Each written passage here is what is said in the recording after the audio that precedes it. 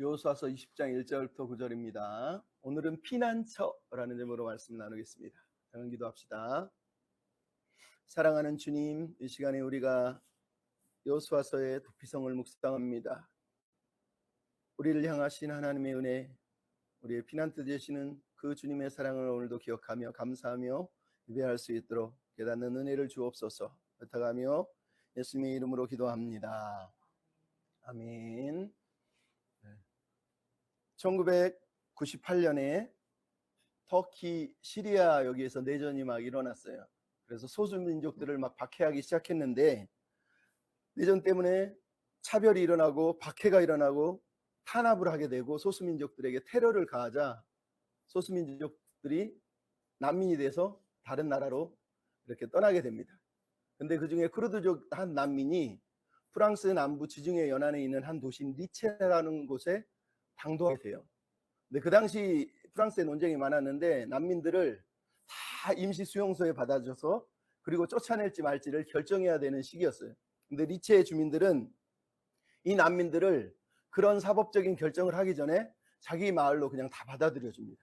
그리고 이 사람들에게 집을 제공해주고 일자리를 제공해주고 같이 공동체 생활을 하고 아이들에게 교육을 하면서 순수하게 그냥 그들을 자기의 공동체 일원으로 받아들여 버리는 거예요. 놀라운 일이 벌어진 거죠. 그 피난민들, 전쟁으로 아니면 자기들의 종교적인 탄압과 여러 가지 핍박으로 갈 곳이 없는 이들에게 이 리체라고 하는 곳이 피난처가 되어줬던 거죠. 1941년경에는 독일이 나치가 프랑스를 점령하게 되고 특히 프랑스 BC 정부가 나치에게 협력을 하게 돼요. 그래서 그 당시 나치는 유대인들을 학살하기 위해서 체포하고 여기저기 추격하고 돌아다니지 않았습니까? 근데 그 해에 프랑스에 있는 프랑스 중남부 해발 1000m 정도 되는 고원지대에 샹봉이라고 하는 마을이 있었습니다. 근데 그 마을에 앙드레 투르크메라고 하는 목사님이 사역을 하고 계셨어요. 근데 추운 겨울 어느 날 밤에 자기 집 문을 누가 막 두드리는 거예요. 그래서 문을 탁 열었더니 나치에게 쫓겨서 추위에 벌벌 떨면서 살려달라고, 숨겨달라고 간절히 요구하는 한 여자가 있었어요. 유대인이었죠. 그래서 이 투르크메 목사님이 이 여인을 숨겨주면서 그때부터 마을 사람들을 불러 모으고 설득을 하고 설교 시간에 우리가 존재하는 이유는 어려운 사람들을 도와주기 위해서 존재하는 것이다. 나치가 하는 일은 너무너무 나쁜 만행이다. 그러면서 마을 주민이 한 3,000명 정도 되는데 그들을 설득해요. 그리고 그때부터 주민들이, 유대인들이 도망쳐오면 그들을 맞아주고 숨겨줍니다. 때로는 학교에, 때로는 집에, 때로는 오두막에, 때로는 산속에, 그리고 가짜 신분증을 만들어서 스위스로 탈출도 시켜주면서 이 사람들을 다 숨겨주는 거예요. 그러니까 그 당시 프랑스 정부는 83,000명 정도의 유대인을 고발하거나 체포해서 나치에 넘겼는데 이 마을, 샹봉 마을만 이 나치에 쫓겨서 죽음의 위기에 처한 유대인들을 숨겨주는 피난처가 되어 주었다는 거죠. 근데 그 3,000명의 주민들이 살린 사람들이 무려 3,000에서 5,000명 정도 됐다는 거예요. 엄청나게 많은 사람들을 숨겨주고 살려주는 일이 벌어진 거죠. 놀라운 것 아닙니까? 2001년에 그 유대인 중에 생명을 무사히 건진 사람인 에릭 슈밤이 90세가 돼서 죽게 되는데 죽기 전에 자기 재산 모두를 이 샹봉 마을에 환원을 하면서 이 샹봉 마을이 정말로 많은 사람들에게 피난처가 된 그 마을이니까 그 마을의 발전을 위해 써달라고 그러면서 자기 돈을 다 기부했다라고 하는 아름다운 이야기도 전해져 오고 있습니다. 그럼 제가 이 두 가지 이야기를 들려주는 이유는 억울한 사람은 언제나 기댈 곳이 필요하고 피할 곳이 필요하다는 거예요. 근데 여러분, 가장 힘없고 연약한 사람들이 최후의 보루로 생각하고 믿고 기댈 수 있는 곳은 우리 시대에는 법 아니면 법원이라고 하는 곳이 있습니다. 법이 존재하는 이유는 한 인간이 사회에서 서로 어떤 예의를 통해서 어떤 것을 지키고 함께 살아가기 위한 조치와 방편으로 만들어진 게 법이에요. 근데 법이라고 하는 한자는 물 숫자에다가 갈 거다 붙어 있는 게 법이에요. 그래서 법이라는 게 뭐냐? 물이 위에서 아래로 흐르는 것처럼 이치에 맞게 균형 있게, 그리고 아래를 향해서 물이 흘러서 생명을 주고 사람들을 살려내는 것처럼 모든 사람들이 살아갈 수 있는 공간을 만들어주는 게 사실 법이라는 거죠. 그래서 법대를 나오거나 아니면 법을 좀 아는 사람들은 항상 법대에서 공부하면서 제일 먼저 배우는 게 뭐라 그럽니까? 100명의 범인을 풀어주더라도 단 한 명의 억울한 사람을 만들면 안 된다라는 거예요. 그래서 의심스러울 때는 항상 피고인의 이익을 위해서 결정을 하라는 거예요. 그래서 원래 법은 항상 기울어져 있습니다. 누구에게? 피고인에게. 즉 힘없는 사람들에게 법은 기울어져 있는 거예요. 왜? 수사하는 수사기관은 막강한 힘을 가지고 압수수색을 하고 그리고 체포를 하고 여러 가지 일을 하기 때문에 힘없는 피고들은 아무것도 할 수가 없어요. 그래서 법은 원래 이렇게 기울어져 있는 거예요. 근데 문제는 이 법이 그렇게 실제로는 작동하지 않는다는 거예요. 왜? 법은 분명히 무죄 추정의 원칙을 얘기하고, 그죠? 증거가 없으면 그 사람들을 법정 선고가 날 때까지는 무죄로 추정해야 되는데도 불구하고 이 땅의 법은 언제나 힘 있는 사람, 권력자들의 놀이개가 돼서 법이 힘 있는 사람들에게는 무죄 추정의 원칙을 적용해 주지만 힘없는 사람은 초코파이 하나를 훔치거나 800원 이런 걸 가지고 고소를 하고 심지어 실형을 살게 만드는 그런 일이 벌어지고 있다는 거죠. 그게 너무 슬픈 거예요. 실제로 법이 존재하는 이유는 아까도 얘기했지만 힘없는 자, 어려운 자 이런 자들을 섬기기 위해서 법은 처음부터 시작되었다고 인류의 법 제도를 보면 대부분이 얘기를 합니다. 오늘 우리가 살펴보는 도피성이라고 하는 이 제도가 바로 이스라엘 민족이 가지고 있었던 가장 기본적인 법의 정신을 드러내는 제도가 이 도피성 제도예요. 도피성이라는 말은 피난처, 도피처, 아니면 보호소, 아니면 받아들여주는 곳이라는 의미의 미크라트라고 하는 히브리어를 씁니다. 그러니까 누군가 억울한 사람이 피하여서 생명을 보존하고 보호를 받으며 그렇게 그들을 받아들여주는 곳을 도피성이라고 말하는 거예요.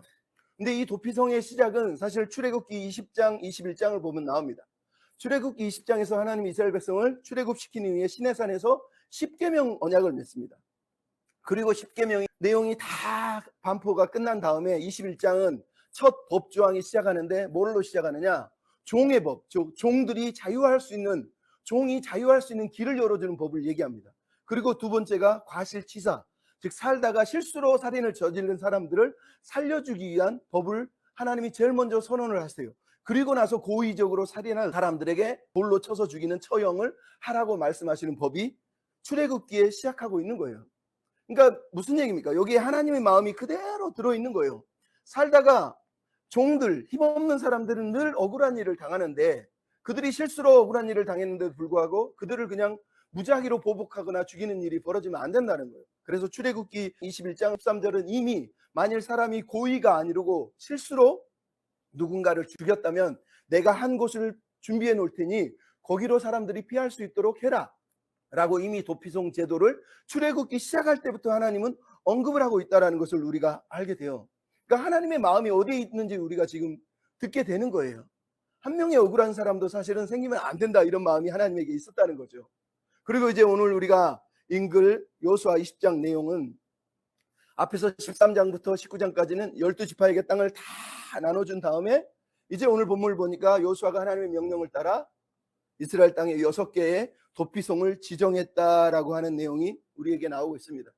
우리가 읽은 내용은 단순해요. 도피성이 뭐예요?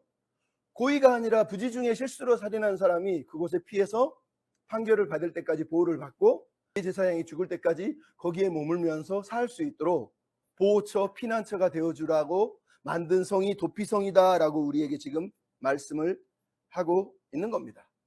근데 여러분 이 도피성 이야기를 이해하기 위해서는 이 도피성이 지금 20장부터 24장까지 여호수아서의 마지막 4부 이야기라는 걸 여러분이 기억할 필요가 있어요. 여호수아서 1부는 뭡니까? 1장부터 5장까지 가나안 전쟁 시작 준비예요. 그리고 6장부터 12장은 가나안 정복 전쟁 이야기예요. 그리고 13장부터 19장은 이스라엘 12지파에게 땅을 나눠주는 3부예요. 그리고 마지막 20장부터 24장은 이제 여호수아서의 마지막 마무리를 하는 4부예요. 이 4부의 이야기는 앞에 두 개는 20장, 21장은 사실은 레위인들에게 48개의 성을 나눠주는 이야기예요. 도피성은 그 48개 중에 6개를 뽑아서 특별히 지정하는 이야기가 이 도피성 이야기입니다. 그리고 22장부터 24장은 이스라엘 백성들이 하나님을 예배해야 되는 이유와 언약을 통해서 하나님만 섬기기로 작정하는 그런 언약식을 맺고 성경이 마무리되고 있다는 것을 우리가 보게 된단 말이죠. 그럼 여러분 생각해 보십시오. 이 20장과 21장에 나오는 레인의 성읍 48개와 그 중에 6개인 도피성 이야기를 왜 땅을 나눠준 다음에 하고 있을까요? 그냥 부록으로 레인도 땅을 줬대, 이것을 우리에게 들려주려고 이 이야기를 할까요? 아니라는 거죠. 하나님이 이스라엘 백성들에게 땅을 나눠준 목적이 무엇인지를 우리에게 들려주고 있는 겁니다. 단지 땅 나눠주고 니네들 기업 차지해서 니네들 배부르게 잘 살아, 이러기 위해서 땅을 나눠줬다고 말하는 게 아니라는 거예요. 땅을 다 나눠주고 그 중에서 48개를 뽑고 그 중에 또 6개를 뽑아서 핵심이 뭡니까? 하나님에게 예배할 수 있도록 레인들의 성읍을 구별하고 그 중에 예배하는 사람 중에 억울한 자가 생기지 않도록 은혜의 소설을 또 마련하고 이런 역할을 할 수 있도록 이 이야기가 진행되고 있다는 것을 우리가 보게 되는 거예요. 다시 얘기하면 하나님이 그들에게 땅을 분배한 이유와 목적이 뭐라는 거예요?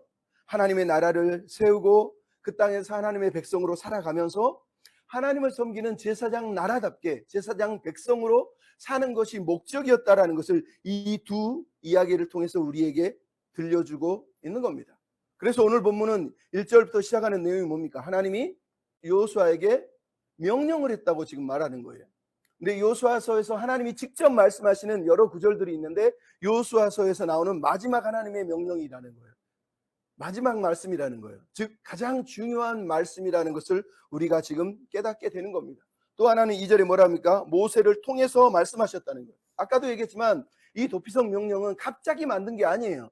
출애굽기에 나오는 출애굽 시작할 때부터 하나님이 품으셨고 신명기 19장 민수기 35장에 보면 가나안 땅에 들어가면 너희가 이 6개의 도피성을 만들어야 된다라고 모세에게 이미 명령하신 거라는 거예요. 그래서 도피성은 단순하게 갑자기 필요해서 만든 게 아니라 하나님이 이스라엘 백성을 데려올 때부터 레인의 성읍과 도피성을 바라보면서 땅을 분배하기 위한 이야기로 이 이야기를 지금 끌고 왔다는 걸 우리한테 들려주고 있는 거예요.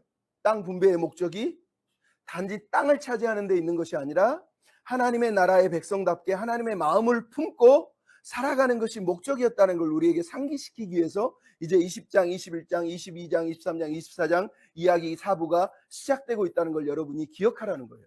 그러면서 오늘 본문에 나오는 도피성 이야기를 우리가 이제 살펴봐야 되는 거예요. 물론 어떤 사람은 그럴 거예요. 아니 도피성 이야기는 살인죄 이야기인데 살인죄도 안 짓는 우리랑 이게 무슨 상관입니까? 우리하고는 아무 상관없잖아요. 이럴 수 있어요. 하지만 여러분 이 도피성 이야기는 그런 이야기가 아니에요. 자세히 살펴보면 하나님이 우리 모두를 향해서 주시는 신학적인 영적인 의미들이 가득 차 있죠. 첫째는 뭐냐? 감사의 고백이라는 겁니다. 여러분 이게 무슨 말이에요? 하나님이 땅을 주셨잖아요. 그리고 이제 이스라엘 백성이 하나님께 땅을 6개를 떼어서 주는 거예요. 민수기 34장에 보면 이스라엘 백성이 가나안 땅에 들어가기 전에 요단 동편을 차지하기 전에 하나님이 뭐라 그러냐면 내가 너희들에게 땅을 주겠다. 12지파 중에서 대표를 선택해라. 너희가 너희에게 기업을 줄 거야. 라고 말씀하십니다. 즉 하나님이 땅을 주시는 분이라는 걸 직접적으로 강조를 하시는 거예요. 근데 이 민수기 35장으로 바로 넘어가면 그 다음 장에 뭐가 나오냐? 레인에게 줄 성읍 48개와 그 중에 도피성 6개에 대해서 얘기를 합니다. 근데 뭐라고 써있냐면 35장 2절에 보면 레이에게 거주할 성읍을 너희가 주게 하고 레인에게 주어서 35장 13절을 너희가 도피성을 주어야 되는데 너희가 줄 성읍은 6개다 라고 얘기합니다. 여러분 앞에서는 하나님이 이스라엘 백성들에게 12지파에게 땅을 주셨다면 레인 성읍과 도피성 이야기는 뭐예요? 이제 이스라엘 백성이 하나님께 드리는 거라는 거예요. 하나님께 드리는 성읍이라는 뜻으로 설명을 하고 있는 겁니다. 그러므로 이 본문에 나오는 도피성 이야기는 가장 먼저 하나님의 은혜로 땅을 기업으로 받은 그들이 하나님께 감사해서 다시 하나님께 올려드리는 성읍과 공간들이에요. 근데 이 성읍과 공간들이 뭐라는 거예요? 하나는 예배의 공간, 말씀의 공간, 하나는 은혜의 공간이에요. 왜? 여러분 실로에 성막이 있지만 이스라엘 백성들이 실로에 다 모이지 않아요. 유대 절기 5개 절기 때는 모이지만 나머지는 48개의 레인들의 성읍이 흩어져 있고 그 48개의 성읍에 레인들의 성읍에서 이스라엘 백성들이 예배를 드리고 양육을 받는 거예요. 그러니까 우리식으로 아니 집에서 예배 드리면 되죠. 하나님 믿는데 무슨 예배가 필요합니까? 그러겠지만 성경은 그러지 않아요. 하나님은 48개의 레인의 성읍을 지적하시면서 그들이 하나님 앞에서 하나님을 위하여 예비된 공간과 시간을 허락해서 하나님께 드리기를 원한 겁니다. 그리고 또 하나는 도피성을 만들어서 자비의 공간, 은혜의 공간, 억울한 사람, 고통당하는 사람들을 돌볼 수 있는 공간을 하나님이 마련하기를 원한 거예요. 그러므로 도피성을 마련했다는 말은 하나님의 은혜에 나는 감사합니다. 이 땅은 하나님의 땅입니다라는 걸 인정하는 고백이 바로 이 도피성을 세우는 것이라는 걸 여러분이 먼저 기억하라는 겁니다. 두 번째는 사명입니다. 사명이 무슨 말입니까? 도피성이라는 말은 이 땅이 하나님의 땅, 거룩한 땅이라는 것을 인정하는 고백이 바로 도피성이에요. 다시 얘기하면 그들은 이 땅에서 거룩한 백성으로 살아야 된다는 것을 계속 반복해서 기억하기 위해서 만들어 놓은 게 도피성이라는 거예요. 여러분, 성경에서 모세오경을 볼 때마다 모세오경에서 가장 중요시 여기는 게 뭐예요? 피예요. 노아 홍수 때 하나님 뭐라 그러죠? 노아 홍수가 끝나고 제일 먼저 맺은 언약 내용 중에 하나가 뭐예요? 너희는 이 땅에서 피를 흘리지 마라. 누군가의 피를 흘린다면 그 피를 내가 찾을 것이다. 왜냐하면 인간은 하나님의 형상이기 때문이다 라고 하나님이 노아 홍수 위에 창세기 9장 5절, 6절, 7절에 말씀하신단 말이에요. 그래서 죽이면 안 돼요. 죽인 사람은 똑같은 벌을 받게 돼 있는 거예요. 그만큼 피, 즉 생명은 중요하다고 하나님이 강조하신 거예요. 왜 그러죠? 인류가 에덴에서 쫓겨난 이후에 제일 먼저 범한 죄가 뭐예요? 가인이 동생을 죽인 살인죄란 말이에요. 왜 살인죄가 중요하냐? 인간이 저지를 수 있는 죄 중에 대표하는 가장 대표적인 죄가 살인죄예요. 그러니까 살인죄, 나는 살인죄 안 저질렀는데요, 이 말씀이 나랑 무슨 상관이 있어요? 라고 말하는 사람은 성경을 오해하는 거예요. 살인죄를 언급하는 이유는 살인죄가 인간이 저지를 수 있는 모든 죄의 대표적인 죄고 가장 생명을 뺏어가기 때문에 하나님 보시기에는 위험한 죄예요. 그래서 이 살인죄를 대표적인 죄로 언급하고 있는 게 바로 이거란 말이죠. 근데 여러분, 왜 이게 중요합니까? 하나님이 이스라엘 백성을 가나안 땅에 들여보내시기 전에 레위기에 보면 하나님이 자신을 뭐라고 그러죠? 나는 거룩하니 너희도 거룩해라. 그러고 끝나지 않아요. 바로 이어서 레위기 25장에 보면 내가 가나안 땅을 너희에게 주려 너희를 인도해낸 하나님이다, 이렇게 얘기하세요. 그리고 나서 바로 뭐라고 그러냐면 또 말하기를 모든 땅은 나의 것이다. 너희는 거류민이고 나와 동거하는, 나와 함께 있는 백성이다 라고 얘기합니다. 즉 하나님이 뭘 했다는 거예요? 가나안 땅에서 하나님과 함께 살기 위해서 그들을 데려왔다라고 말하는 겁니다. 근데 민수기로 넘어가면 민수기 35장 33절 34절에 제가 저번에도 얘기했죠. 도피성 이야기 딱 끝나자마자 하나님이 이렇게 얘기해요. 도피성을 나눈 다음에 너희는 너희가 거주하는 땅을 더럽히지 마라. 피는 땅을 더럽히나니 피 흘림을 받은 땅은 그 피를 흘리게 한 자의 피가 아니면 속함을 받을 수 없느니라. 너희는 너희가 거주하는 땅, 곧 내가 거주하는 땅을 더럽히지 말라. 여호와는 이스라엘 자손 중에 함께 있느니라, 이렇게 표현을 한 거예요. 즉 하나님이 땅을 왜 주셨다는 거예요? 하나님과 함께 살기 위해서 주셨다는 거예요. 근데 하나님이 거룩하시기 때문에 이 땅도 거룩해야 돼요. 그러므로 이스라엘 백성은 이 땅에서 피를 흘리면 안 된다는 거예요. 피를 흘리면 하나님의 땅을 더럽히는 거다라고 얘기하는 거예요. 그런데 이 도피성 이야기를 신명기 19장 9절로 10절은 다른 표현을 하고 있어요. 내가 너희에게 도피성을 줄 때에 너희가 하나님의 모든 명령을 다 지켜 행하고 하나님을 사랑하고 항상 그 길로 행하면 하나님이 셋을 더 주셔서 너희가 이 땅에서 무죄한 피를 흘리지 않게 하실 거야 라고 얘기하는 거예요. 도피성을 왜 줬다는 거예요? 하나님을 사랑하고 항상 하나님의 뜻대로 살기 위해서 그 삶의 모델로 도피성을 줬다라고 성경이 우리한테 얘기한다는 말이에요. 그러니까 도피성을 두신 이유가 뭐라는 거예요? 결론은 똑같은 거예요. 거룩하신 하나님을 사랑하고 거룩하신 하나님을 따라 함께 살아가며, 그리고 그 공동체가 그렇게 하나님의 법 안에 살아갈 때 서로가 하나님을 사랑하는 백성으로, 그리고 서로가 복을 받는 비리, 바로 이 도피성을 통해서 계속해서 하나님이 강조하는 내용이라는 거예요. 그래서 신명기 19장 13절 마지막 절에 이렇게 얘기하고 있어요. 무죄한 피를 흘린 죄를 이스라엘에서 제하라. 그리하면 너희에게 복이 있으리라. 도피성을 만든 이유가 그거라는 거예요. 두 가지를 얘기했죠. 사실은 세 가지만. 하나님이 거룩해요. 거룩하신 하나님을 사랑하고 섬기는 길은 이 땅에서 피를 흘리지 않는 거예요. 그래야 하나님의 복이 이 땅에 임한다라고 말씀하신 거란 말이죠. 그러니까 여러분, 아까도 얘기했지만 살인죄는 그냥 살인죄가 아니에요. 이스라엘이 지을 수 있는 모든 죄 중에 대표적인 죄가 살인죄예요. 왜냐하면 이 살인죄를 통해서 피를 흘림으로 하나님의 언약 백성의 지위를 잃어버리고 땅을 더럽히고 공동체를 파괴하는 일이 벌어지기 때문에 하나님이 그 중에서 가장 대표적인 이 살인죄를 통해서 그들이 하나님을 사랑하고 이웃을 사랑하는 이정표로서 이 도피성을 볼 수 있도록 만들라고 말씀하셨다고 우리한테 말하는 거예요. 그러니까 이스라엘의 사명은 거룩하신 하나님을 사랑하고 거룩하신 땅을 거룩하게 보존하는 것이다 라고 말씀을 하는 거죠. 세 번째, 도피성을 세우는 이유는 이것이 하나님의 은혜의 방편이라는 거예요. 도피성은 하나님의 은혜를 드러내는 방편이에요. 왜? 다시 얘기하지만 도피성을 세운 이유가 뭐라고 그랬습니까? 고의가 아닌 과실로 사람을 죽였을 때 취하는 조치라는 거예요.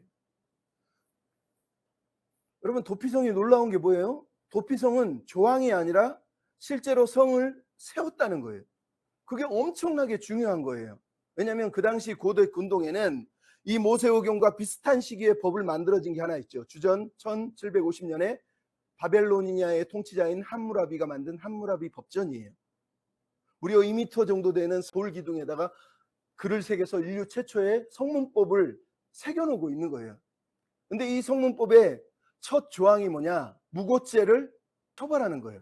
즉 거짓 증인을 세워서 거짓 뉴스를 만들어서 자기 이익을 위해서 남을 해하려고 할 때 그들을 처벌하기 위해서 이 함무라비 법전의 첫 5가지 1부터 5 조항이 다 무고죄와 관련된 조항이라는 거예요. 놀랍지 않습니까?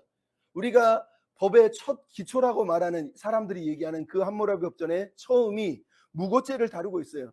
1조는 이렇게 써 있어요. 사람이 타인에게 죄를 돌려 살인죄로 고발하고 확증하지 못하면 그 죄를 고발한 자에게 돌린다. 이렇게 얘기합니다. 3조는 소송 중에 거짓 증인이 드러나면 그 사람을 죽인다.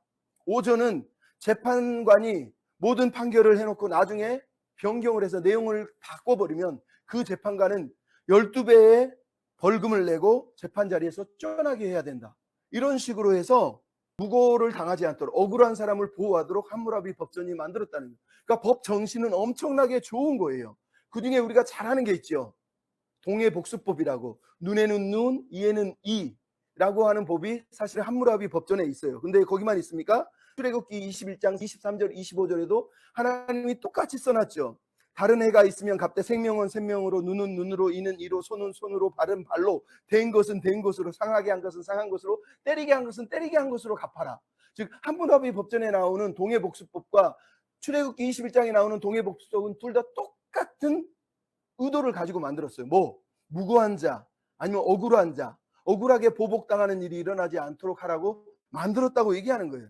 근데 성경과 함무라비 법전의 차이점이 있어요. 함무라비 법전은 적용하는데 언제나 뭐가 써있냐면 조건이 들어있어요. 만일 자유인이 이런 단어가 항상 앞에 붙어 있어요. 여기서 말하는 자유인이 누굴까요? 아카도로 아윌룸이라고 하는데 이 자유인은 그 바벨로니아의 상위 10%의 귀족들을 말합니다. 그러니까 함무라비 법전의 실제 적용 대상이 누구라는 거예요? 귀족들이라는 거예요.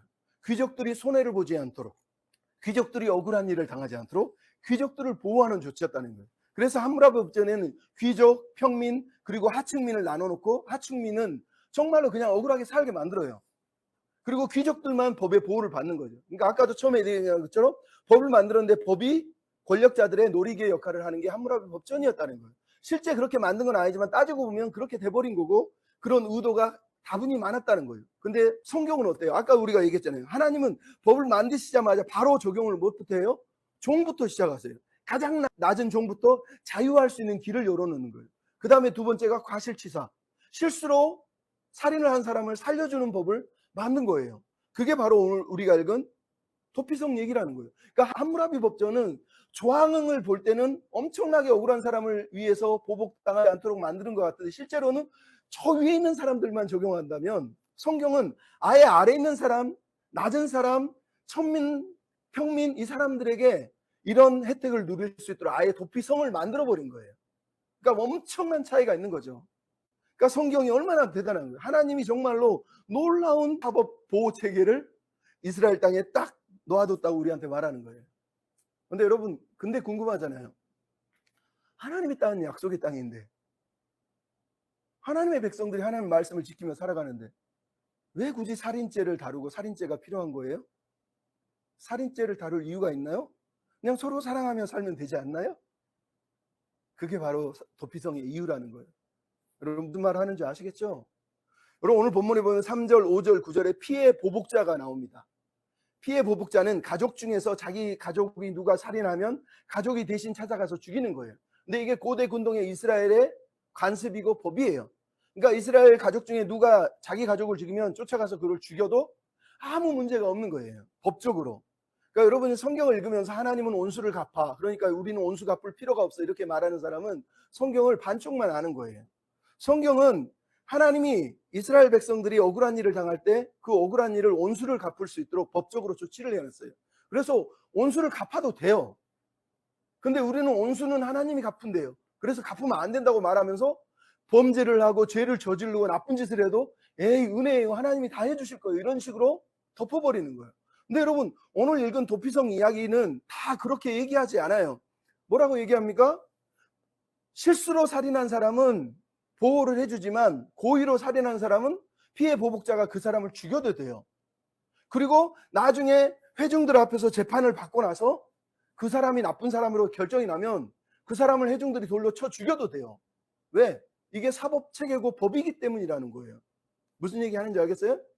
하나님은 내가 복수할 거야, 니네들 하지 마, 이렇게 말씀하신 게 아니라 복수할 수 있는 길을 열어놓으신 거예요. 사실은 중요한 건 뭐예요?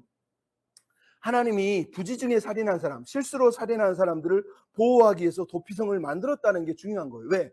아까도 얘기했잖아요. 그 당시는 자기 가족 중에 누가 죽으면 무조건 살인했단 말이죠. 그러니까 이 사람이 어떤 의도로, 정말로 의도를 가지고 죽였는지 아니면 실수로 죽였는지를 판가름하지 않고 내 가족이니까 감정이 앞서니까 무분별하게 그냥 사람을 죽여버리는 거예요.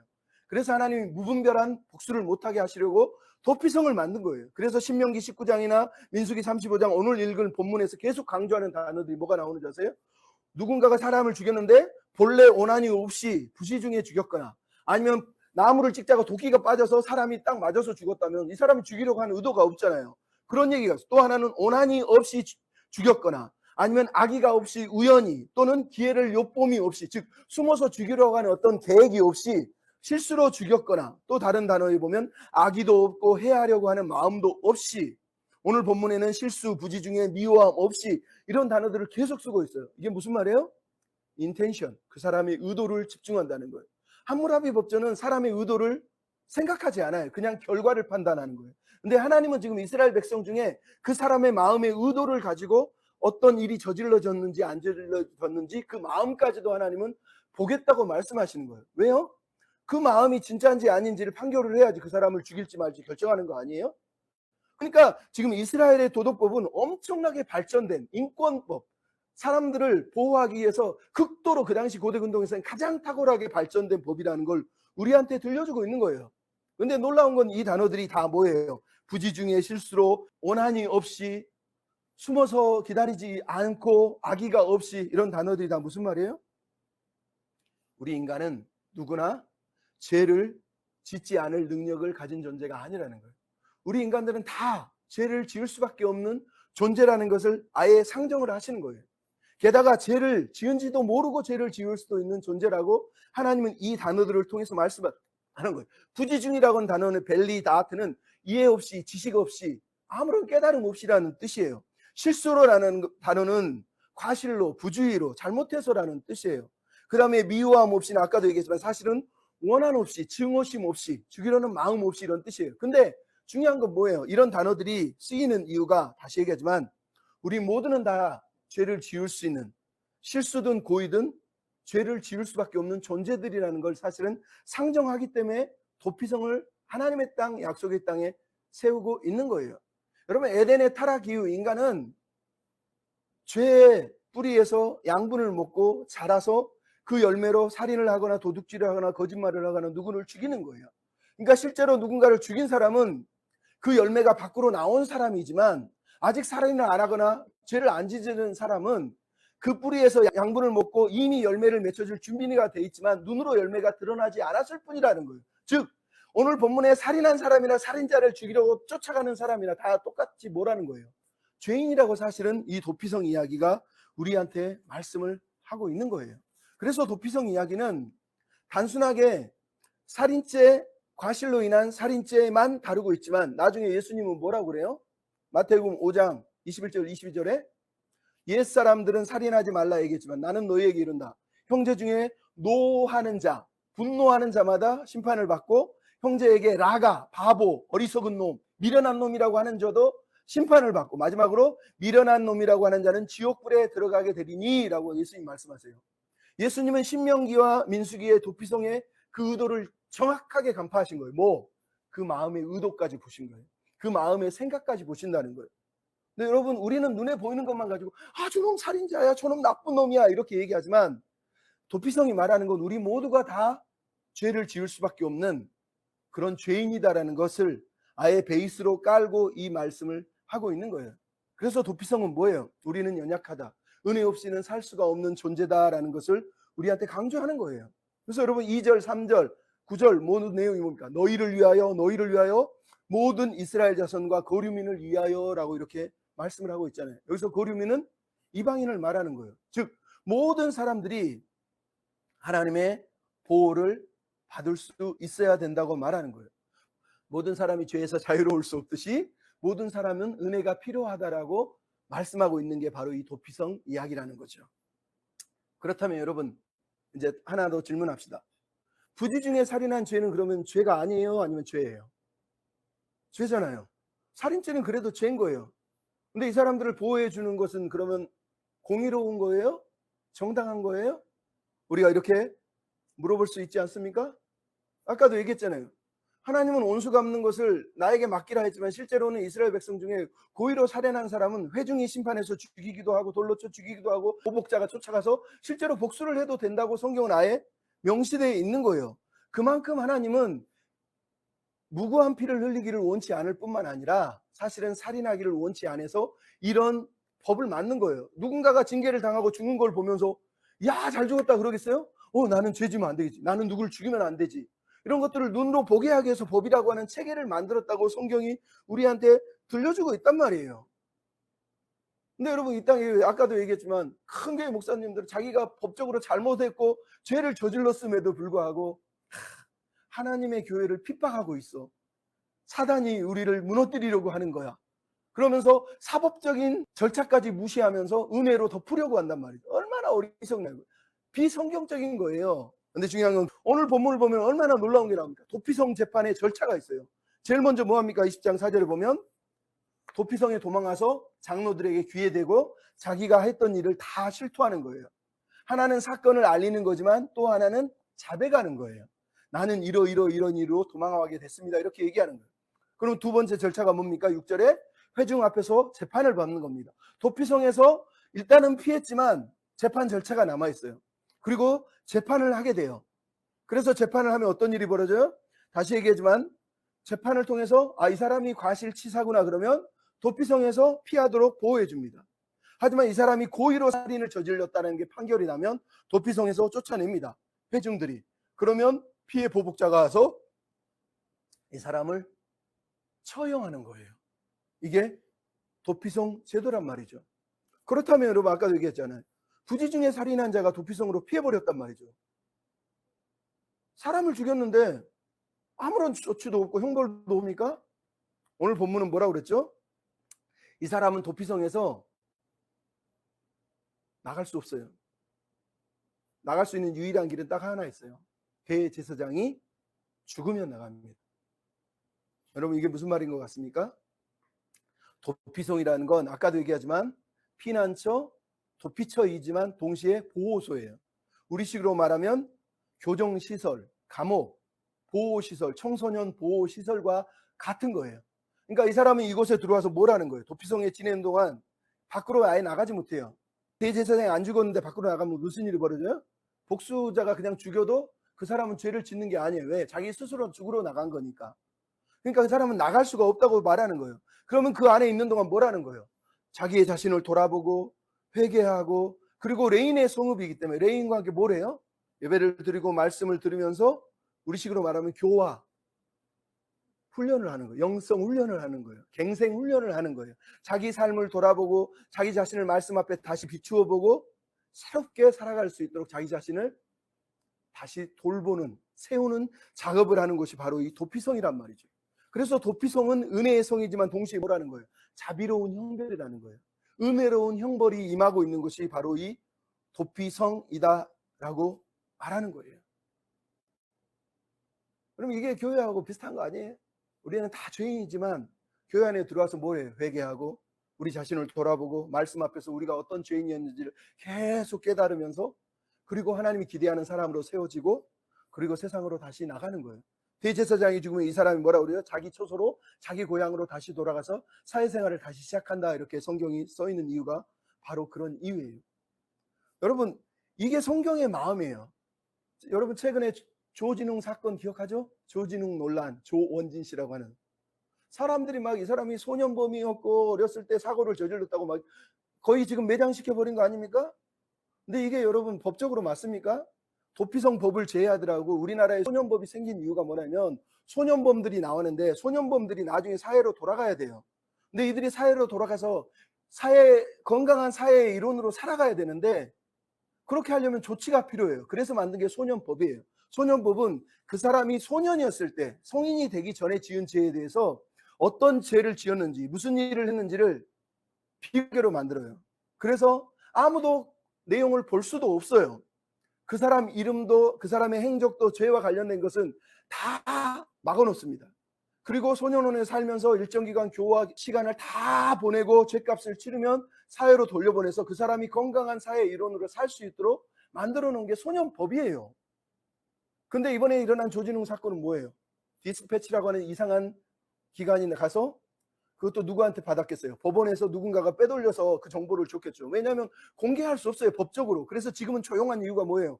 고발을 하면서 이 소년법을 니네들이 무너뜨렸다라고 고발을 하니까 다시 이제 조용해진 거예요. 왜? 이거는 언론이 사실은 뉴스로 만들어도 안 되는 거예요. 법적으로 침묵시킨 거예요. 근데 이거를 막 오픈해가지고 과거에 지은 죄를 막 들추어가지고 사람을 매장시키는 거 아닙니까? 근데 거기에 일반인들이 하는 건 상관없어. 근데 교회 다니는 사람들이, 예수 믿는 사람들이 막 페이스북에다가 막 조진웅이 살인자야, 뭐 피해자를 생각해라 그러면서 막 글을 써 올려요. 지금 조진웅이 나쁜 짓을 한 건 비판해도 돼요. 하지만 소년법이라고 하는 법을 통해서 이 제도를 만들어 놨을 때는 우리가 그 법을 지키는 게 사회 규약이에요. 조치란 말이에요. 근데 그것을 무너뜨리고 있는 거예요. 성경이 뭐라고요? 대제사장이 죽으면 이 도피성 살인자는 돌아가요. 그럼 돌아갔는데 사람들이 야, 이 살인자, 이 나쁜 놈아, 너 죽어야 돼, 이럴 수 있어요?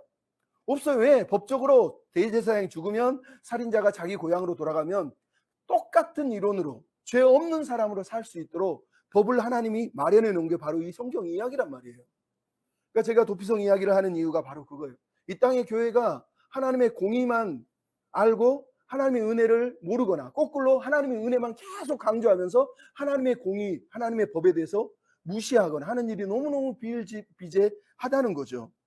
하지만 오늘 성경에 나오는 도피성은 하나님의 공의와 하나님의 은혜가 얼마나 균형 있게 조화를 이루고 있는지를 보여주는 거예요. 살인자는 사형을 당하지만 고의적이 아닌 살인자는 사형은 안 당하지만 일정 기간 동안 교화를 받고 훈련을 받고 대제사장이 죽을 때까지 영적 훈련, 우리식으로 말하면 그런 긴 시간의 감호 생활, 보호소 생활을 하는 거하고 똑같단 말이에요. 이게 하나님의 마음이라는 거예요. 즉 우리가 얼마나 죄에 대해서 심각하게 생각해야 되는지를 하나님은 계속해서 강조하고 계셨다고 말하는 거예요. 이것을 우리가 잊으면 안 됩니다. 마지막으로 정리하면서 얘기합니다. 여러분, 오늘 본문에 나오는 도피성은 성경의 이후에 나오는 모든 피난처라고 하는 단어의 상징적인 언어가 바로 이 도피성이에요. 여러분, 우리가 잘 아는 다윗의 노래 중에 시편 18편에 이게 나오죠. 여호와는 나의 반석이요 요새요 건지는 자시요 나의 피할 바위시요 나의 방패요 나의 뿌리시요 나의 망대시요 나의 피난처시요 나의 구원자시라.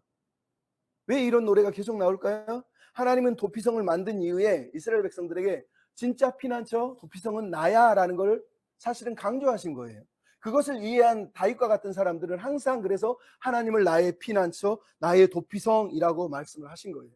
근데 여러분, 오늘 본문에 재밌는 게 뭐예요? 2절에 보면 내가 도피성을 정하여 구별하여 단어가 등장을 하는데, 여러분 9절에 보면 재밌는 단어가 하나 더 등장합니다. 이 도피성을 선정했다고 나옵니다. 선정했다는 단어. 이 히브리어 단어는 무하다라는 단어인데 성경에서는 이 여호수아서 여기 딱 한 번 나오고 다른 성경 구절에 아예 나오지 않아요. 근데 이 단어가 재밌는 게 뭐냐면 이 단어는 사람에게 쓰는 거예요. 하나님이 사람에게 임명을 하시고 어떤 임무를 부여하셔서 그 사람을 지명할 때 쓰는 단어예요. 근데 이 단어를 지금 성경은 어디에 썼다고 얘기하는 거예요? 사실은 도피성에 썼다는 거예요. 즉 도피성이 마치 사람이 임무를 받아서 누군가를 보호하고 누군가를 끌어안고 받아들여주고 그 사람을 새롭게 하는 역할을 도피성이 맡았다고 얘기하는 거예요. 왜 이런 단어를 여기다가 붙일까요? 알잖아요. 아까도 얘기했잖아요. 도피성은 하나님의 대리자 역할을 하는 거예요. 그래서 우리가 도피성을 누구라고 그래요? 예수 그리스도, 피난처이신 예수 그리스도라고 우리가 고백할 수 있는 이유가 바로 여기 있는 거예요. 여러분, 대제사장이 죽기 전에는 떠나지 못하지만 대제사장이 죽으면 자유한다는 게 무슨 말이에요? 대제사장의 죽음은 그 사람의 죄를 다 갚았다는 뜻이에요. 그 사람의 죄를 값을 다 치렀다는 것을, 대제사장이 대신 죄값을 치렀다는 의미예요. 그래서 대제사장이 죽으면 이 사람은 자유롭게 되는 거예요. 그럼 이게 성경에 나와 있는 거예요. 로마서에 보면 사도 바울이 로마서 7장 2절 3절에 뭐라고 그러죠? 누군가가 생전에 남편이 있는데 남편 생전의 법으로는 그 여자가 남편에게 매인바 되지만 남편이 죽으면 남편의 법에서 이 여자는 풀려나느니라. 그리고 바로 뭐라고 해요? 그러므로 너희도 그리스도의 몸으로서 율법에 대하여서 이전에는 매였지만 예수님이 죽음으로 너희도 율법에서 자유하여졌느니라 라고 성경이 우리한테 말하는 거예요. 그러니까 이 오늘 본문에 나오는 도피성 이야기가 뭐예요? 대제사장의 희생적인 죽음만이 그 죄를 대속하고 자유하게 한다는 거예요. 근데 이것을 누가 하셨습니까? 신약에서는 예수 그리스도께서 우리에게 하신 거예요. 그래서 여러분, 이 도피성을 가리켜서 6개의 도피성이 있어요. 오늘 본문에 보면 뭐가 나옵니까? 납달리 게데스. 게데스는 거룩하다는 뜻이에요. 그래서 매튜 헨리라는 사람은 이 6개를 이렇게 얘기합니다. 게데스, 거룩한 곳, 즉 성전 대신 그리스도.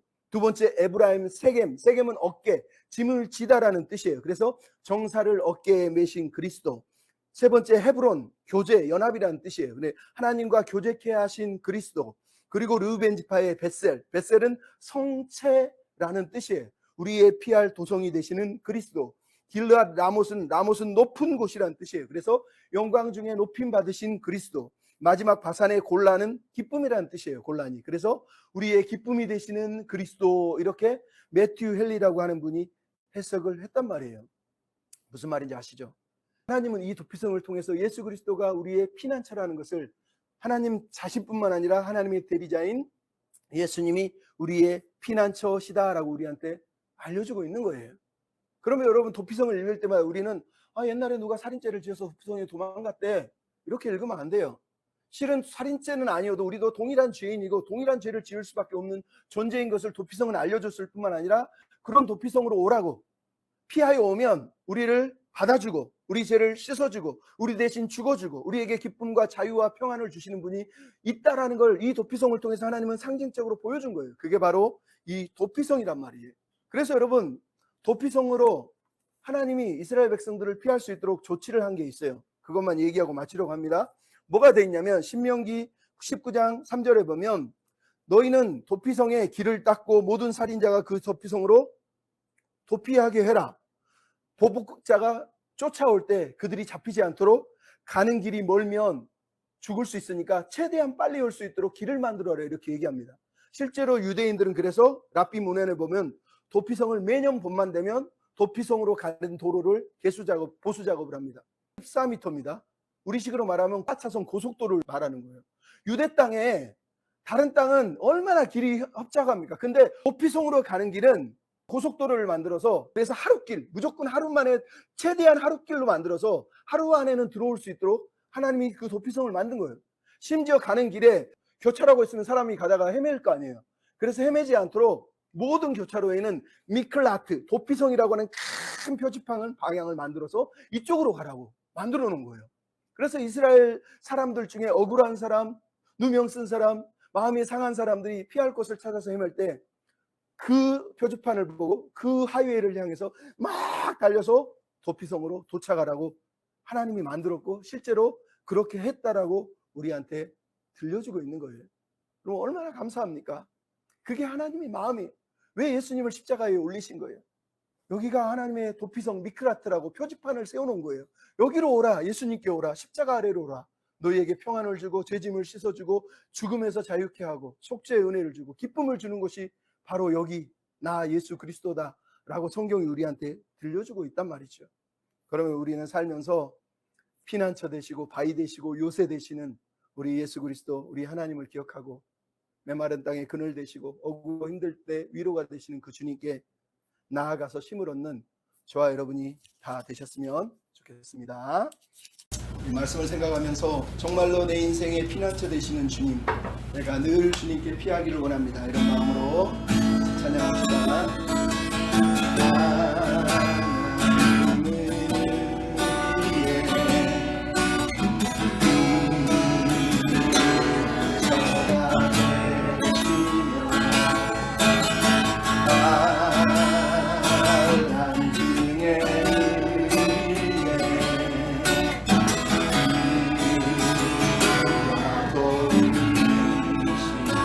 기다리는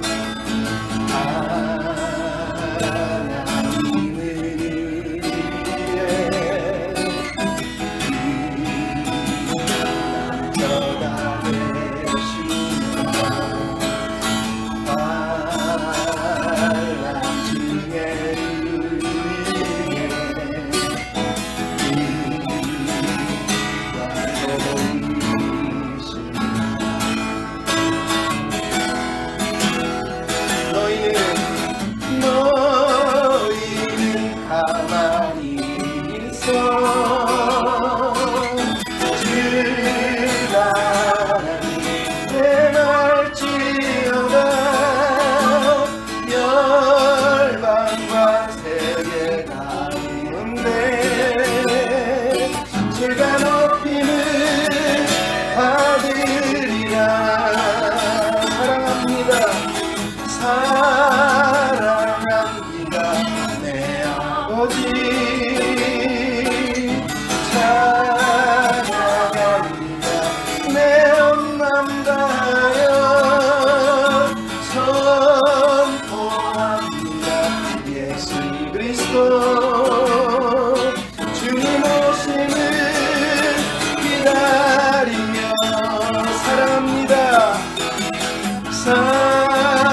사랑합니다 내 아버지 찬양합니다 내 엄남다여 선포합니다 예수 그리스도 주님 오심을 기다립니다